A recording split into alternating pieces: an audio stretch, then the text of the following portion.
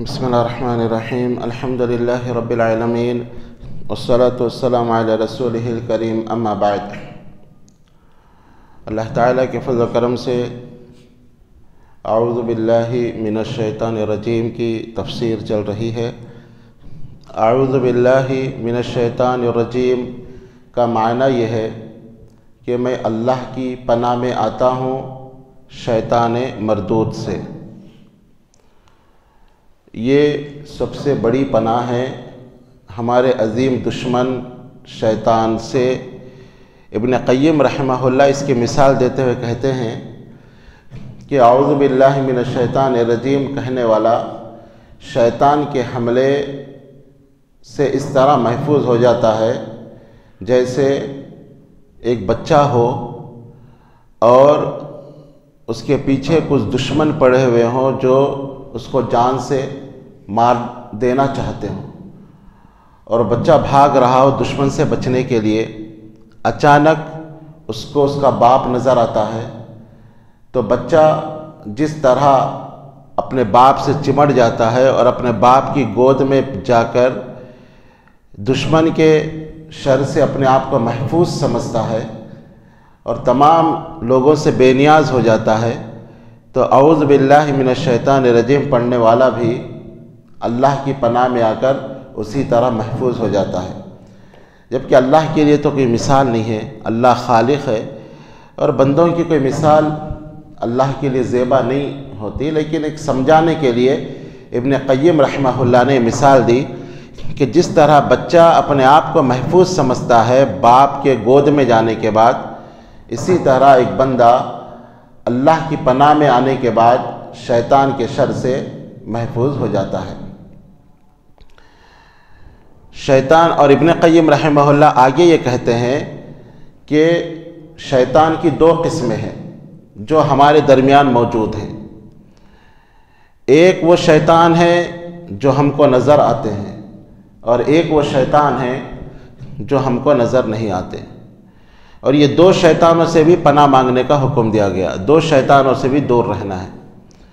جو شیطان ہم کو نظر آتے ہیں وہ شیطان من الانس ہے، انسانوں کے شیطان ہیں۔ انسانوں میں سے جو شیطان ہیں وہ ہم کو نظر آتے ہیں، اور جو شیطان ہم کو نظر نہیں آتے وہ جنوں میں سے شیطان ہیں جو ہم کو نظر نہیں آتے۔ اور قرآن مجید نے دونوں شیطانوں سے بچنے کا طریقہ بتا دیا ہے۔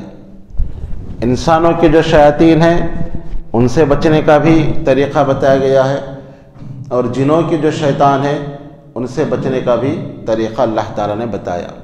اللہ نے فرمایا خذ العفو وامر بالعرف واعرض عن الجاہلین۔ یہ انسانی شیاطین سے بچنے کا طریقہ ہے۔ فرمایا کہ خذ العفو، معاف کر دیا کرو، وامر بالعرف، نیکی کا حکم دو، واعرض عن الجاہلین، اور جاہلوں سے اعراض کرو۔ جو انسانی شیاطین ہیں تین کام ان سے کرنا ہے، ان سے لڑنا نہیں ہے، ان کے ساتھ بہتر سلوک کرنا ہے۔ کیا؟ ان کی غلطیوں کو معاف کرنا ہے، غلطیوں کو معاف کر کے خاموش نہیں بیٹھنا ہے، بلکہ وامر بالعرف، ان کو نیکی کا حکم دینا ہے، بھائی آپ یہ غلط کر رہے ہیں، یہ شریعت کے خلاف ہے۔ اور فرمایا کہ واعرض عن الجاہلین، تیسری چیز یہ ہے کہ ان سے اعراض کرنا ہے، جاہلوں سے، جاہلوں کے منہ نہیں لگنا ہے، جاہلوں کے پیچھے نہیں پڑنا ہے، بلکہ ان سے اعراض کرنا ہے، ان سے کنارہ کشی اختیار کرنا ہے۔ جو انسانوں میں شیاطین ہے، شیاطین من الانس ہے، تین کام ان سے کرنا ہے۔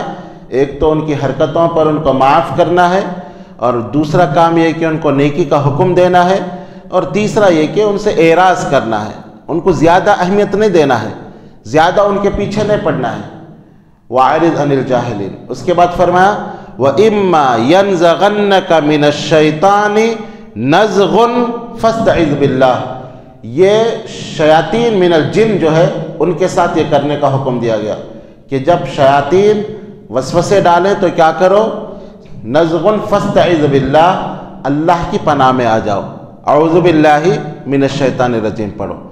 تو یہ جو جنوں میں کے شیطان ہیں ان کا علاج اللہ کی پناہ میں آنا ہے اعوذ باللہ من الشیطان الرجیم پڑھنا ہے، اور جو انسانوں میں کے شیطان ہیں ان سے یہ 3 کام کرنا ہے۔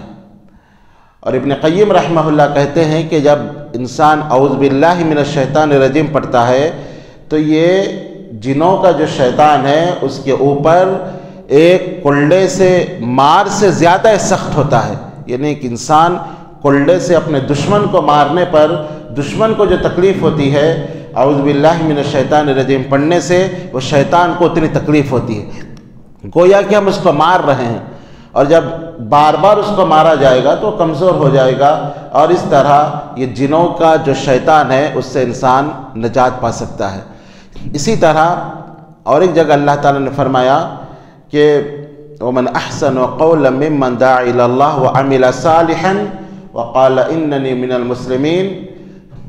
اس کے بعد اللہ نے فرمایا کہ نیکی اور برائی برابر نہیں ہو سکتی، ادفع باللتی ہی احسن، تم دفع کرو برائی کو اچھائی کے بدلے، اس سے کیا ہوگا کہ تمہارے اور اس کے درمیان جو عداوت ہے وہ محبت میں تبدیل ہو جائے گی۔ یہ شیاطین من الانس کا انس کے ساتھ یہ اس کا علاج ہے۔ بہرحال خلاصہ یہ ہے کہ انسانوں کا جو شیطان ہے اس کے ساتھ بھلائی کرنے کا حکم ہے، نیکی کرنے کا حکم ہے، اور جنوں کا جو شیطان ہے اس کے ساتھ ایک ہی رویہ ہے کہ اس کے ساتھ تعوذ کرنا ہے، اس کو مارنا ہے۔ سوال یہ پیدا ہوتا ہے کہ انسانوں کے شیطان کے ساتھ ہمدردی کرنا کیوں ہے اور جنوں کے شیطان کے ساتھ سخت رویہ اپنانا کیوں ہے؟ تو اس کا جواب یہ ہے کہ انسانوں کا جو شیطان ہے اس کو ہدایت نصیب ہو سکتی ہے، کبھی نہ کبھی وہ سیدھے راستے پر آ سکتا ہے۔ انسان جتنا بھی گناہگار کیوں نہ ہو اور جتنا بھی اللہ کا نافرمان کیوں نہ ہو، امید ہے کہ وہ کبھی نہ کبھی ہدایت پر آ جائے، کبھی نہ کبھی توبہ کر لے۔ اس لیے حکم یہ دیا گیا کہ انسانوں کے شیطانوں کے ساتھ اچھا رویہ اختیار کرو، اور جنوں کا جو شیطان ہے اس کو ہدایت نصیب نہیں ہوتی، وہ تو شیطان ہے، وہ تو دھتکارا گیا ہے، اسی لیے اس کے ساتھ یہ حکم دیا گیا ہے کہ سختی کے ساتھ نمٹو، اعوذ باللہ کہو، اس کو مارو، اور اعوذ باللہ کے ذریعے اس کے اوپر کلڑے برساؤ اور اس کے ساتھ سخت رویہ اختیار کرو، کیونکہ وہ کبھی ہدایت نہیں پا سکتا، وہ کبھی سیدھے راستے پر نہیں آ سکتا۔ لیکن انسانوں کے جو شیاطین ہیں ان کے ساتھ نرم رویہ اختیار کرنے کا اس لیے حکم دیا گیا کہ کبھی نہ کبھی وہ سیدھے راستے کی طرف آ سکتے ہیں۔ تو یہ شیاطین کی اقسام ہیں جو ابن قیم رحمہ اللہ نے ذکر کیا ہے۔ ہمیں چاہیے کہ ہم 2 شیطانوں کے ساتھ بھی معاملات کریں، انسانوں کے شیطان کے ساتھ نرمی کا معاملہ کریں، اور جو 3 حکم دیا گیا ان کو معاف کریں، ان کو نیکی کا حکم دیں اور ان سے اعراض کریں، اور جو شیاطین نظر نہیں آتے اللہ کی پناہ میں آ کر وہ شیطان سے اپنے آپ کو بچا لیں۔ اور یہ وہ شیطان ہے جو ہمارا کھلا دشمن ہے، جیسے اللہ تعالیٰ نے قرآن کے اندر فرمایا ان الشیطان لکم عدوا فاتخذوہ عدوا، شیطان تمہارا دشمن ہے، تم بھی اس کو اپنا دشمن سمجھو۔ اللہ تعالیٰ سے دعا ہے انشاءاللہ کل کے درس میں شیطان کی تعریف کیا ہے، شیطان کس کو کہتے ہیں، شیطان کا ڈیفینیشن کیا ہے، اللہ کی توفیق سے کل انشاءاللہ اس کی تفصیل ہوگی۔ اللہ تعالیٰ سے دعا ہے کہ صحیح معنوں میں قرآن کو سمجھنے کی ہمیں توفیق عطا فرمائے، آمین یا رب العالمین۔ وآخر دعوانا الحمد للہ رب العالمین۔